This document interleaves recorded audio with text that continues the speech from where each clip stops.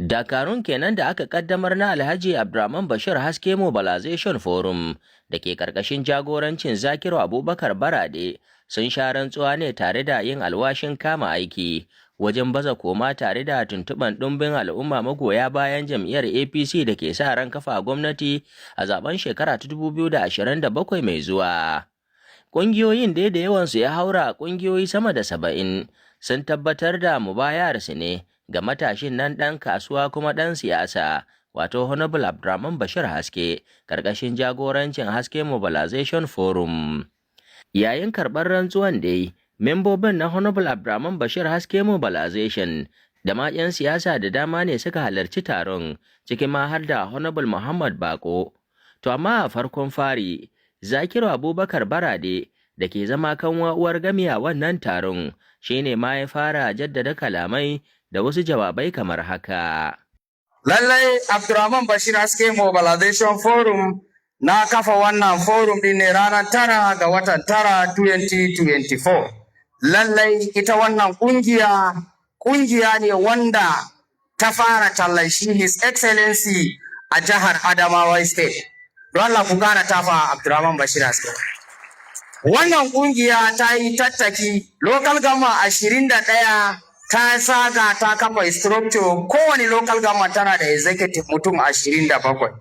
Bata bari haka ba sai da ta sake ta zaga ward 226 da muke da su bayan da ba mu da members a wannan ward.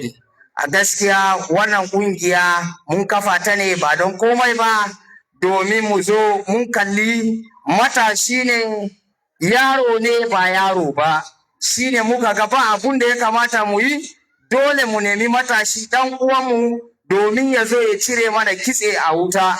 Sai muka zauna muka duba waye ya kamata mu kawo, sai muka kalli His Excellency Abdurrahman Bashir Haske.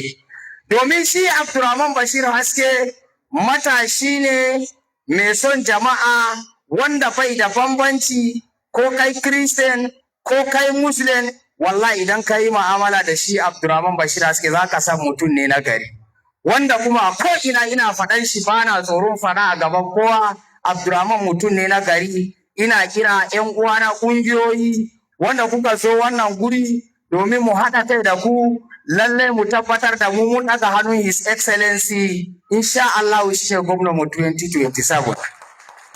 A nashi jawabin Honorable Anas Bala da ya ja hankali tare da wayar da kan al'umma kan abin da ya shafi muhimmancin siyasa da kuma sulka komi da kowa a cikin harka na siyasa domin morar ribar demokuraɗiyya a duk lokacin da hakan aka bukata. Our state being a heterogeneous society which is full of several potentials, particularly among the youth of the state, it is highly important that we recognize the involvement of our youth in the political space of the state.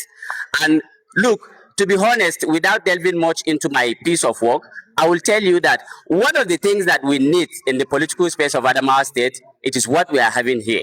Kaɗan daga cikin abin da muke so a siyasar jihar Adamawa shine abin da Zakiru yake yi. Youth inclusiveness. Matasa su shigo cikin wannan harka domin fa kowa ya sani ya lura amfanin matasa, especially a gwamnatance da kuma ita gwagwarmayar siyasa. It is something that you can never underestimate and it is something that you can never overrule. So dole ne a tabbatar da cewa matasa su samu wannan dama kamar yadda kuka muka haɗu a nan. Kuma ita siyasa, wannan abin da kuka muke yi a nan shine ginshikin siyasa. Duk wanda ya yi kungiya ya zama coordinator ko a ward ne ko a unit ko member ne, to automatically ya riga da ya samu experience na siyasa wanda ko an zo promotion ko field marshal za a iya nada masa. A jawabin guda daga cikin dattawa da suka halarci taron, Honorable Aminu Sebore ya ko bayyana farin cikinsa dangane da irin namijin kokari da matasa suka yi wajen shirya taron rantsar da coordinatoci na Honorable Abdurrahman Bashir Haske Mobilization Forum. Project din na matasa ne. A duniya ta canja, ta zama wani irin abu daban na matasa da mata. Abun da ya faru a Amerika wata ɗaya da ya wuce ya nuna ma duniya cewa duk mutumin da yake tinkawo cewa shi tsoho zai iya yin abu, lokacinsa ya wuce. Mandani a Amerika a New York City aka zaɓe shi shekaran shi 34. A New York City suna da budget na biliyon 125 a shekara. Shi ne budget ɗin Najeriya a shekara 5. Ya za ka ce mini mutum da yake pretending akan investment that is over 100 billion. Ba taɓa yin gwamnan Adamawa da yake pretending over business ɗinsa da ya kai 100 billion babban da Abdurrahman Bashir. Kuma abu na biyu da nake son gaya mana, shi ba ƙauye ba ne. Shi ɗan birni ne. Ba ƙauye ne yake jajin mutane da addininsu da yarensu da kolonsu da maganansu. Ɗan birni yana jajin mutane me za ka iya kawowa a kan teburi. So muna tabbatar muku cewa shi ɗan birni ne kuma zai taimaka wa matasa da mata. Adamawa za ta ci gaba insha Allah. Matashin Nuruddin Ashiru Sabo da aka baiwa dama a madadin gamayyar ƙungiyoyi da suka halarci taron wannan na Abdurrahman Bashir Haske Mobilization a matsayin shi na shugabar ƙungiyar MAGA a nan jihar Adamawa shine ya yi wasu jawabai kamar haka. Wannan hanyoyi ne wanda zamu bi in Allah da zamu ƙwace demokradiyya za ta dawo hannun APC 2027 jagaba shi zai karɓi shugabanci zai koma Adamawa kuma sai His Excellency Alhaji Abdurrahman Bashir Haske mutum ne matashi mun san zai yi kuma kowa a nan ya sani duk wanda ya kai mai kukansa a take yake ɗauka yake karɓa. Sannan kuma ina so ku coordinators da za a rantsar dan Allah kar ku manta ku sani cewa wannan amana da za a baku amana ne na al'umma, amana ce ta jama'a ta talakawa duka da Allah. Shi wannan kujera ce ta hidima, a kujera ce ta bangaranci ba ko ta girman kai. A tsaya dan Allah a yi abin da ya kamata a ga an kawo ɗan takararmu zuwa matakin da yake na gwamna insha Allah. Honorable Hauwa Koma tsohuwar shugabar mata ce na jam'iyyar APC a jihar Adamawa wacce ta samu damar halartar wannan taro, ta kuma ja hankalin mata da su yi kaimi su tsaya wannan jam'iyyar ta APC domin taka muhimmiyar rawa a zaben shekara 2027 mai zuwa. A wannan jam'iyya Malam Nuhu Ribado wanda duk abin da muke yi a Adamawan nan shine jagoranmu a jam'iyyar APC, sannan kuma mu sa shi a cikin addu'a. Ɗanmu ne wanda shine yake rike da security NSA na Najeriya gaba ɗaya, mu taya shi da addu'a. Irin waɗannan abubuwan nan da yake faruwa a Najeriya gaba ɗaya duk a wuyan shi ne yake. Allah ya ba shi dama ya taimaka masa ya yi nasara akan aikin da yake.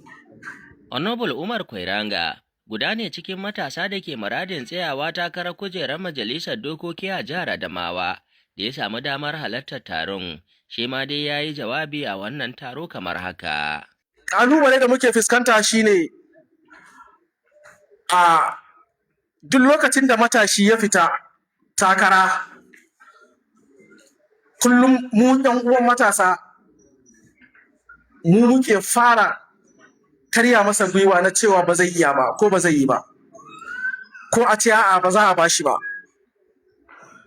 To daga nan idan ɗan takara ya ji irin wa'annan huduba ɗin, to sai jikinsa yi sanyi, sai kaga ko da kuna da nasara sai kaga abun ya lalace, ya ja baya. Ina ba da shawara, idan duk inda ɗan uwanka matashi ya fita takara, ka ba da gudumawa.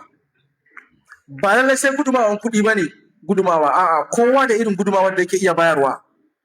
Wani shawara zai iya baka, wani kuma ƙungiya kamar yadda aka kafa wannan ƙungiyoyin matasa na haɗa kai, wasu irinsa suka iya. Wani addu'a zai, kowa da irin taimako da zai iya bawa ɗan uwansa matashi. Na taɓa gaya muku a WhatsApp, ne ce Abdurrahman Bashir Haske time da ya fita gwamna a APC, a'a bai da party a time ɗin. Muna da aspirants na 'yan takarar APC masu neman gwamnan Adamawa. Tafiyan da ya yi tafiya, movement naku da kuka yi a awareness, seriously ya tsorata, ya yi shocking. Har ya kasance 'yan aspirant da yawa suka adin ɗina WhatsApp nasu.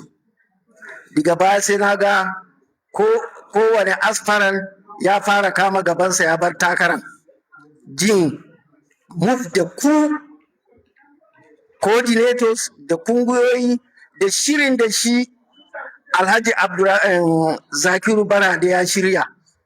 Wannan WhatsApp ɗin ya tsorata, wani maganan ba nan zan faɗa ba.